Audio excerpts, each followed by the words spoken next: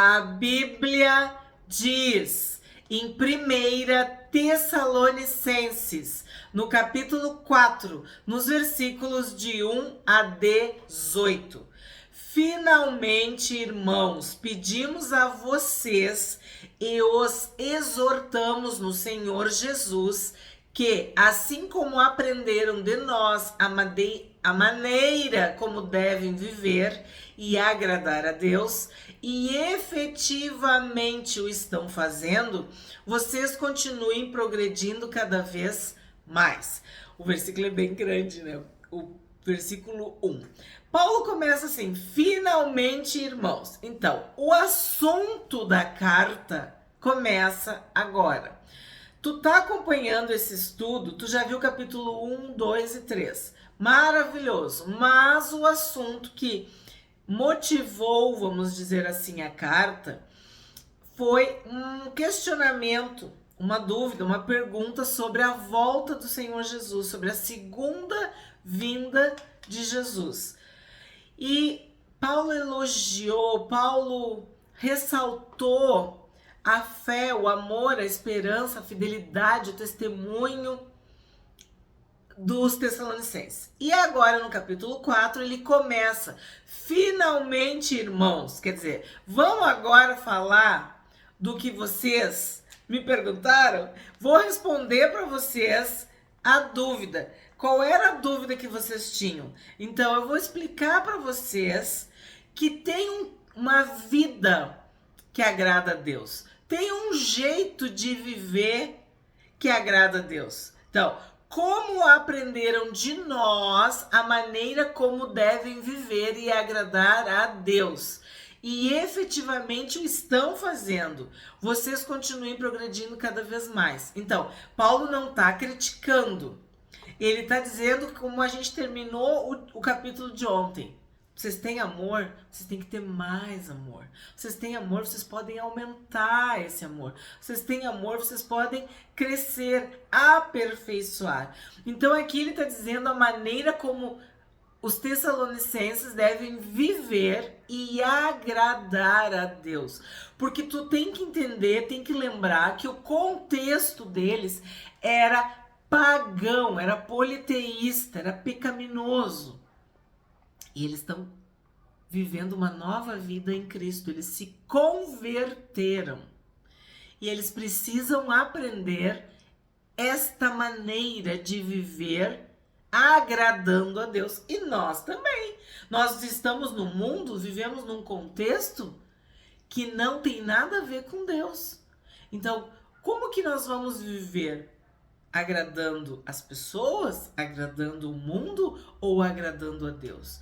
Então, existe um jeito, existe um modo, existe uma maneira específica e bíblica de agradar a Deus.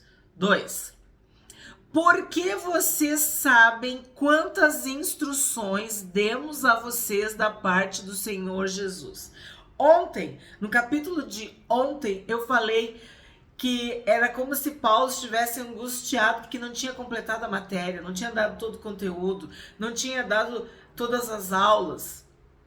Ficou faltando um capítulo, ficou faltando uma instrução. Então aqui ele está dizendo, ó, que eles ensinaram, que eles deram muitas instruções da parte do Senhor Jesus. Aí tu entende por que ele estava tão angustiado, tão ansioso, tão impaciente, tão preocupado para saber como é que os tessalonicenses estavam. Por quê? Porque esse povo, essa cidade, essa cultura não tinha regras. Eles eram livres e libertinos, viviam daquele jeito. Então agora Paulo está, relembrando: porque vocês sabem quantas instruções demos a vocês da parte do Senhor Jesus. Então, eu não consegui completar toda a matéria, mas todas as aulas que eu dei, todos os conteúdos que eu dei, tinham muitas instruções. E nós sabemos que essas instruções, elas são importantíssimas, indispensáveis para que a gente viva uma vida cristã digna, para que a gente agrade a Deus com a nossa vida. Há um código de ética cristã. A gente aprende a falar, a gente aprende a se vestir, a gente aprende as práticas espirituais, a gente aprende a ler a Bíblia, a gente aprende a orar, a gente aprende a jejuar, a ceia do Senhor, o batismo. São tantas coisas que um novo convertido precisa aprender.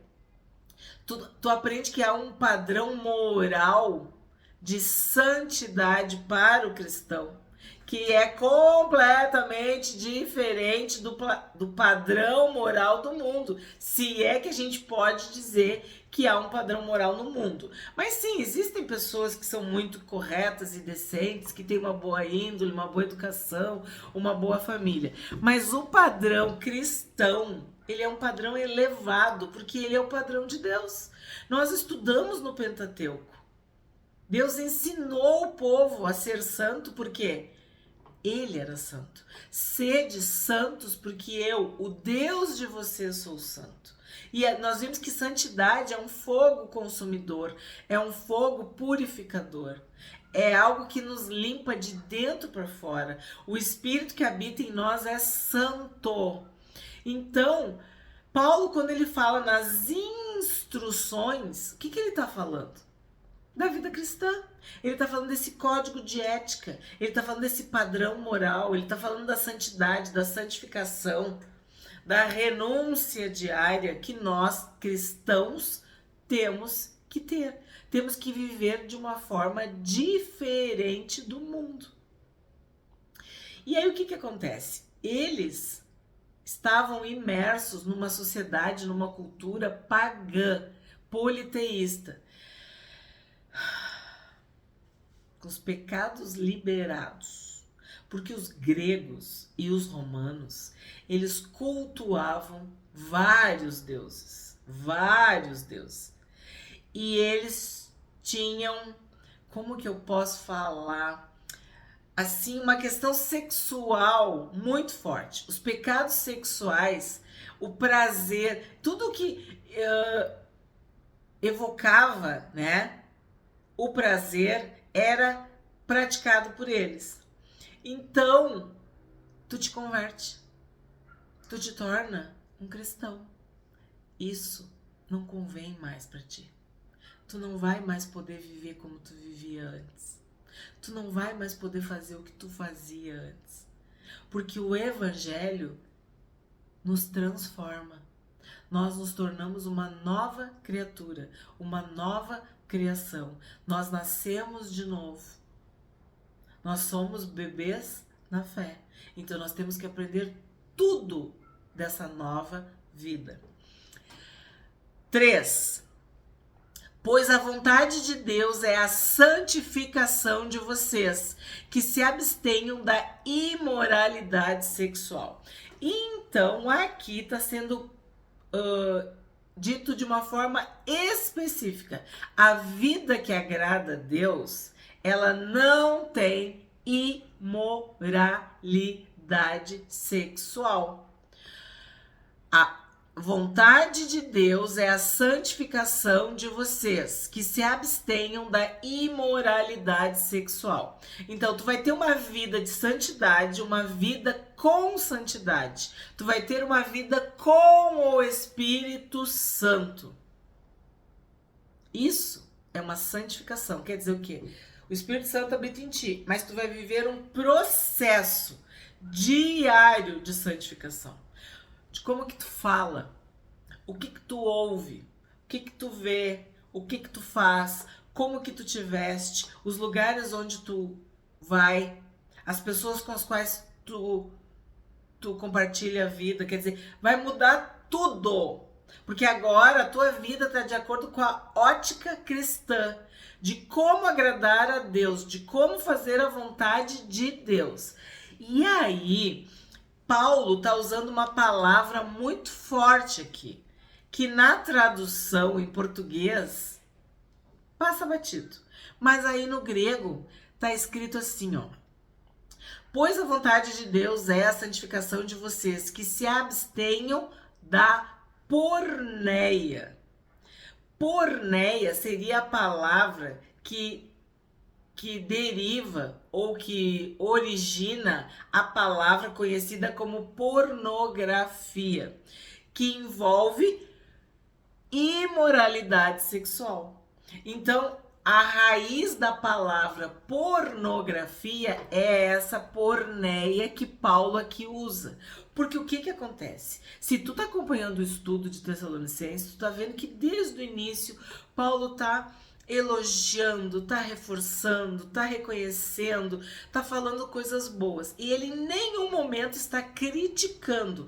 Ele quer fortalecer os Tessalonicenses. Mas aqui, quando ele fala isso, fica claro, a gente consegue entender que se ele está falando é porque isso é uma realidade da igreja. A gente já estudou Corinto, né? 1 Coríntios, 2 Coríntios, e a gente sabia que todos os assuntos que Paulo abordava eram situações que aconteciam na igreja. Por que ele está falando isso? Porque o contexto deles era de imoralidade sexual.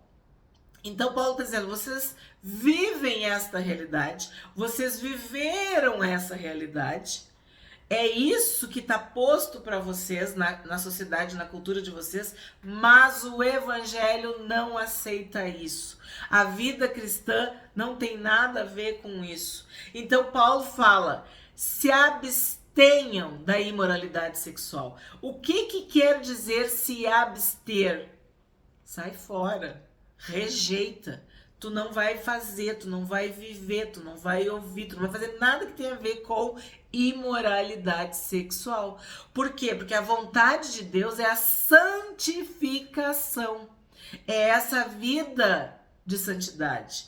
É essa vida pautada pela ética cristã, pela moral cristã.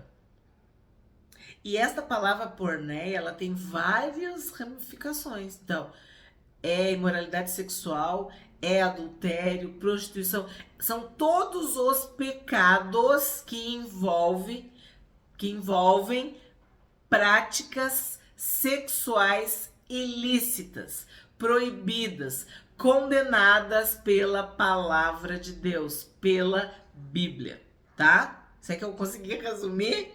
4.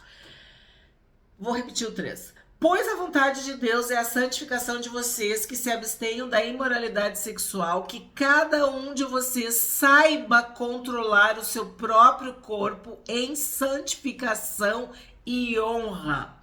Então, se tu vai te abster da imoralidade sexual, tu vai te abster da impureza. Tu vai te abster de todo pecado sexual. Não com desejos imorais como os gentios que não conhecem a Deus. Então, o que tu vai ter que fazer? Tu vai ter que te autocontrolar. O que ele diz ali, ó? Que cada um de vocês saiba controlar o seu próprio corpo. O que é controlar o seu próprio corpo? É se autocontrolar. É dizer não, é renunciar, é carregar a cruz. Se a tua tentação é nessa área, tu vai ter que mortificar a carne.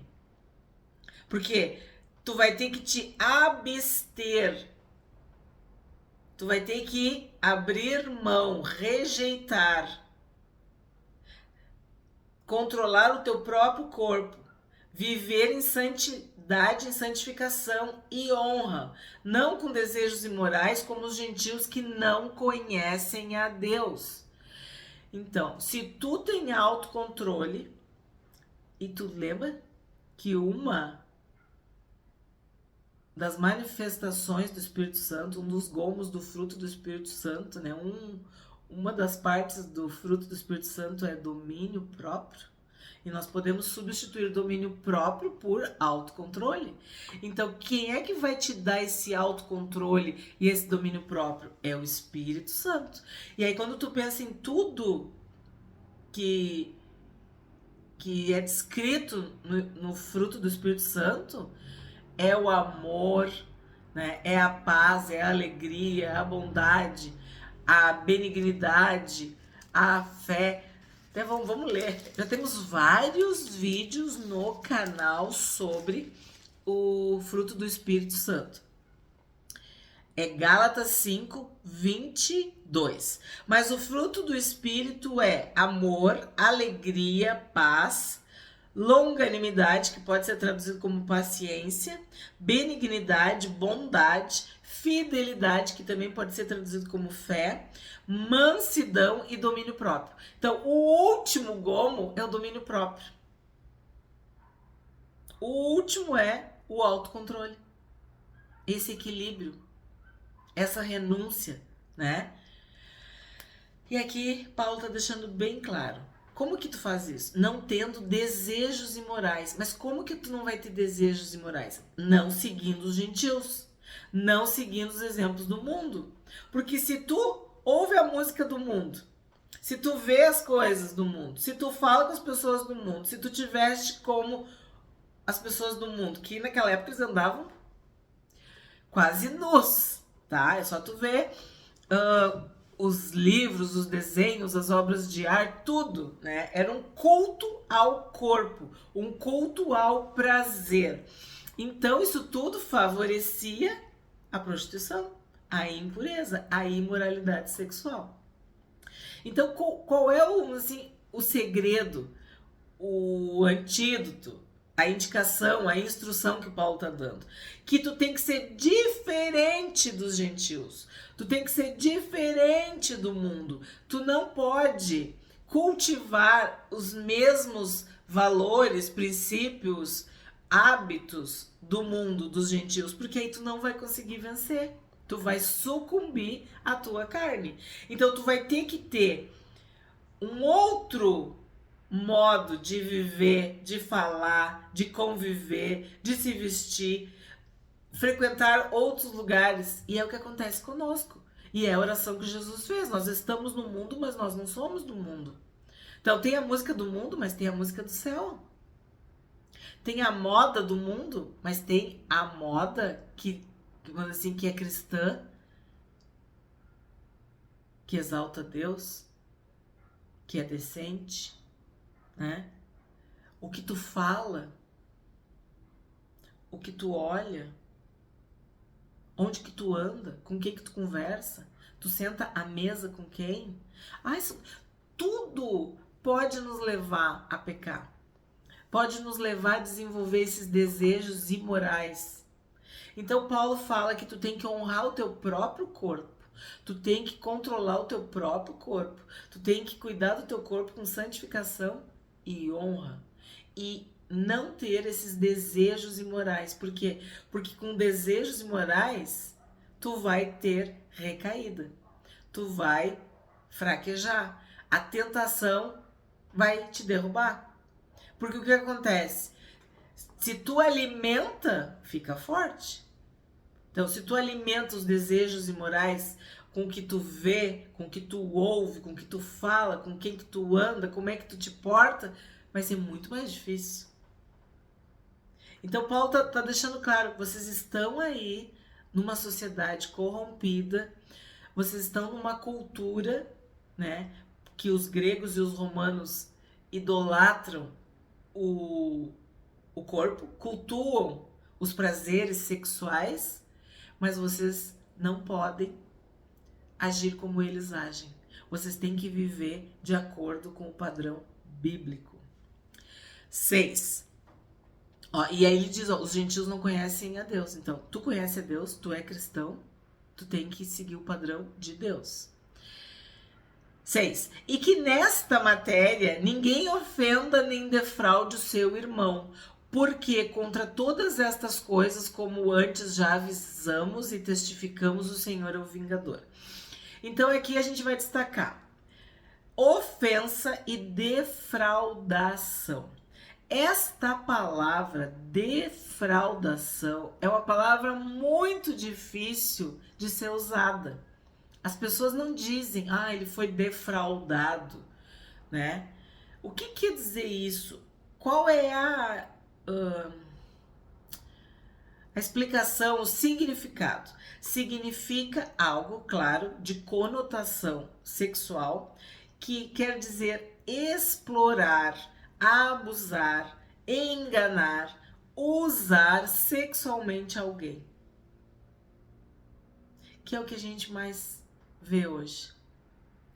Pessoas que são defraudadas emocionalmente, porque elas se entregam sexualmente e são jogadas fora, são desrespeitadas, né?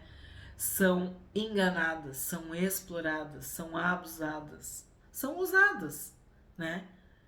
Não há respeito, não há honra, não há consideração, não há compromisso, não há responsabilidade. É algo selvagem, animal, animalesco, grotesco, desprovido de qualquer sentimento, de qualquer valorização, de qualquer consideração.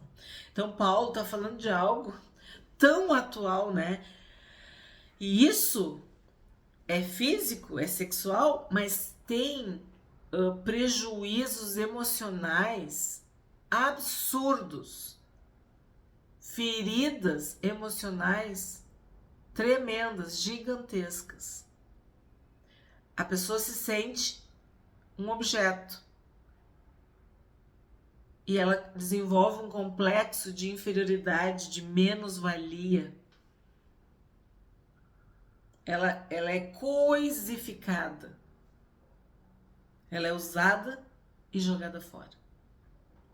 Então, vamos de novo. 6. E que nesta matéria ninguém ofenda nem defraude o seu irmão. Então, esse defraude seu irmão é muito forte, o significado dessa palavra. Porque contra todas essas coisas, como antes já avisamos e testificamos, o Senhor é o vingador. Então, Deus nos criou a sua imagem e semelhança. Então, o ser humano não tem direito de usar um outro ser humano, de tratar um ser humano que foi feito, criado à imagem de Deus como lixo, como nada, como coisa. Então, o próprio Deus se torna o vingador. É Deus que vai botar os pingos nos i, que vai resolver isso. Continuando. Pois Deus não nos chamou para a impureza, e sim para a santificação. Então tá aqui, ó. Como que tu vai agradar a Deus? Santificação. Como que tu desagrada, ofende, entristece Deus? Impureza. E nós vimos no Pentateuco a impureza. Como Deus abominava e abomina esses pecados, porque o Espírito Santo habita em nós. Então, tu tem o Espírito Santo de Deus e tu vai colocar o teu corpo a serviço de Satanás, da prostituição, da impureza, da imoralidade. Tu tá entregando a casa onde Deus habita, a casa onde o Espírito Santo mora. Então, é o próprio Deus que vinga. Tu acaba te envolvendo diretamente com o próprio Deus. Então, por isso que diz, o Senhor é o vingador, pois Deus não nos chamou para a impureza e sim para a santificação. Portanto, quem rejeita estas coisas não rejeita uma pessoa, mas rejeita Deus, que também dá o seu Espírito Santo a vocês. Que é o que eu tô dizendo. Como que tu vai dar a casa de Deus para o pecado? Para Satanás. Nós somos a habitação do Altíssimo. Nós somos morada do Espírito Santo. 9. Quanto ao amor fraternal, não há necessidade de que eu lhes escreva, porque vocês mesmos foram instruídos por Deus a amar uns aos outros.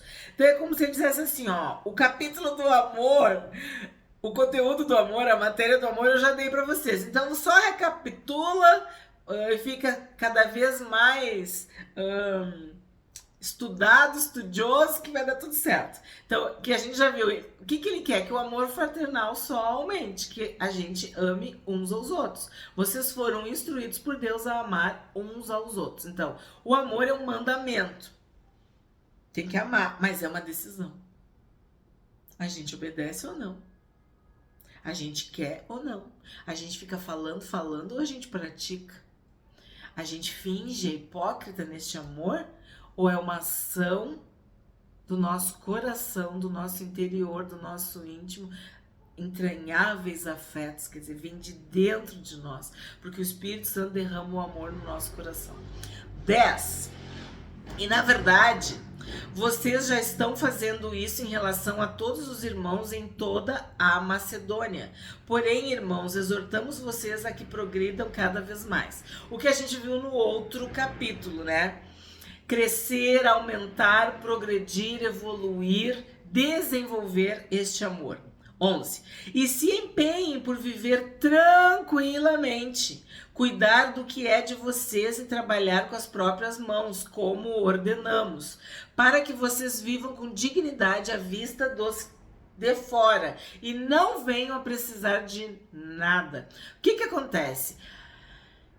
Viver desordenadamente quer dizer pessoas que não trabalham, pessoas que não têm disciplina, pessoas que não estão fazendo o que é para fazer. Então, Paulo está dizendo claramente, vão trabalhar, vão cuidar da própria vida, vão agir e viver com dignidade.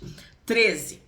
Irmãos, não queremos que vocês ignorem a verdade a respeito dos que dormem, para que não fiquem tristes como os demais que não têm esperança. Lembra que eu falei para vocês sobre o luto, sobre a morte dos irmãos? Então, Paulo está falando aqui a verdade. Eles têm que saber qual é a verdade a respeito das pessoas que morreram na igreja, a respeito deste luto, a respeito dos que dormem no Senhor, que eles têm que ter esperança.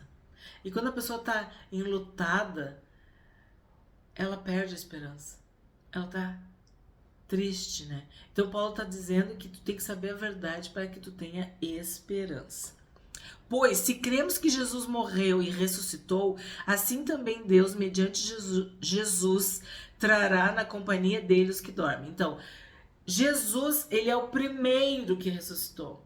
Então, o que aconteceu com Jesus acontece conosco. O que aconteceu com Cristo acontece com os cristãos. Então, Paulo está dizendo que Jesus é a vida. Nós temos Jesus, então nós temos a vida. E nós não temos qualquer vida, nós temos a vida eterna. Então, Jesus trará na companhia dele os que dormem. Aonde que Jesus está? No céu. Jesus estava na terra e ele subiu ao céu. Então, ele vai trazer os que dormem, os que morreram em Cristo, do céu. Se Jesus está no céu, os que morreram em Cristo estão no céu com Jesus. E quando Jesus voltar, ele vai trazer os que estão com ele. 15. E pela palavra do Senhor, ainda lhes declaramos o seguinte: nós, os vivos, os que ficarmos até a vinda do Senhor, de modo nenhum precederemos os que dormem. Então, primeiro são os mortos.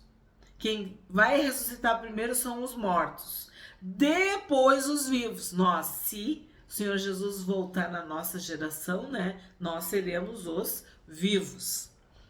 16.